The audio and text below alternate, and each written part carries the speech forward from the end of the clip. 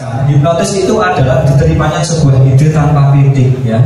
Diterimanya ide tanpa kritik, apapun itu ide tanpa kritik. Namanya Pak Abdul Fatah Pak ya? Oh Pak Rafiq, salah terus ya. Pak Abdul, Pak Rafiq boleh bikin kacamatanya boleh ya? Ini hipnotis loh Pak. Diterimanya sebuah ide tanpa kritik. Kalau Pak Rafiq masih sadar, pasti akan ada kritik. Mas mau dibuat apa kacamatanya? Itu orang sadar Pak. Tapi kalau sudah mengikuti tanpa kritik, yaitu hipnotis. Makanya hipnotis akan sangat mudah sekali dilakukan untuk atasan ke bawahan. Seorang komandan kepada bawahannya, seorang dokter kepada pasiennya. Enak Pak, oke buka baju, suntik. Nurut ya, buka baju Pak mau diapain? Gak ada kayak gitu Pak, karena Pak sudah paham Pak. Gak akan dilakukan pencabulan di situ. Tapi kalau yang nyuruh misalnya saya, buka baju Bu, wah mau Mas sombong, kan kira-kira kayak gitu. Tapi kalau misalnya yang melakukan seperti itu dokter, otomatis dia PMI. Oh udah ngerti, aku mau disuntik gitu. Tapi manakala itu yang melakukan saya, nggak mau Pak buka baju Pak. Gila, stres gitu Pak. Karena apa? Beda, tingkat kepercayaannya itu juga beda.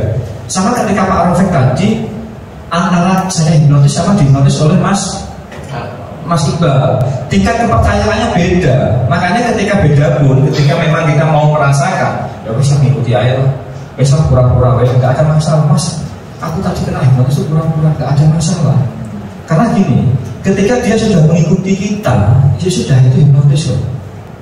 Dan nanti ketika kita sudah bisa menghipnotis orang, kita permalukan, kita suruh buka baju, begitu dia nanti sadar, Mas dia nanti Mas, aku mau etok Mas, aku pura-pura.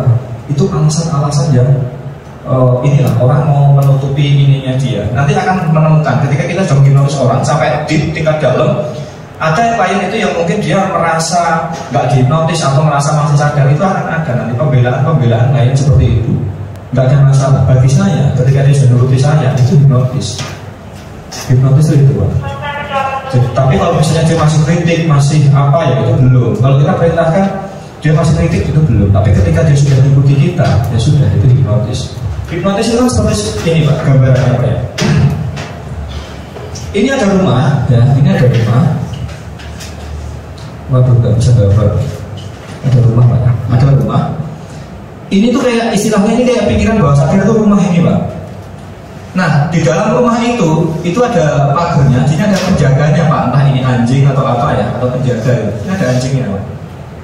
Bagaimana kita bisa masuk ke rumah ini tanpa kritik? Yang pertama sudah diizinkan pemiliknya. Aku mau hipnotis dong, aku terapi dong. Orang kalau datang ke kita terapi, rata-rata sudah pasrah, tahu dia. Ini nggak ada anjingnya atau sapamnya sudah nggak ada. Karena apa? Sudah dipersilakan untuk masuk ke dalam rumahnya dia. Apa ya? Tapi manakala ini penjaganya atau orangnya tipikalnya sulit, caranya masuk bagaimana? Banyak caranya Pak. Kalau ini anjing ya kita kasih tulang, kita lempar, atau kita takut-takuti, kita kasih ledakan atau apa, ya banyak caranya. Sama ketika kita mau menghipnotis orang, banyak cara gitu. Kita edukasi biar dia PMI, kita edukasi biar dia bosen. Nanti akan ada Pak. Kita edukasi sampai 4 kali gagal terus Pak. Akhirnya dia akan kadang punya perasaan kayak gini. Udahlah, kasihan juga nih sama Mas Roni, masa aku diitu selama-lama gak ada. Akhirnya ada perasaan kayak gitu Pak.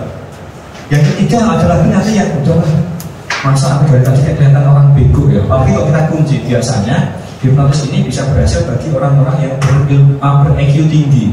Ketika dia seorang guru atau pendidik, saya menghipnotisnya biasanya pakai itu Pak. Itu untuk mengedorkan mental dia. Gak mungkin seorang guru, seorang dokter itu nggak bisa dihipnotis karena kita kunci tadi ya. Biasanya hipnotis ini berhasil bagi orang-orang yang ber-EQ tinggi. Itu saya ngomongin di depan murid-muridnya dia atau di depan perawat-perawatnya dia. Logikanya seorang dokter akan mempunyai ego yang sangat tinggi. Dia nggak akan mau kelihatan bodoh di depan perawatnya. Karena kalau sudah kita kunci, makanya penguncian, pengkondisian, pendekatan yang paling penting itu di situ loh. Bukan proses hipnotisnya ini gampang, tapi proses kepercayaan orang, proses kuncinya itu loh Pak yang paling penting. Ya dia nggak bisa lari kemana-mana. Hipnotis itu bisa bagi orang yang pandai. Berarti kalau aku nggak bisa hipnotis, goblok ya. Jangan bermain logika seperti itu. Karena seorang dokter, seorang arsitek, orang-orang logis lah. Sulit, mereka itu kita sudah bayangin itu sulit. Mereka nggak ada nilainya kok. Betul nggak ya orang logis? tadi nggak salah, nggak ada lemnya kok.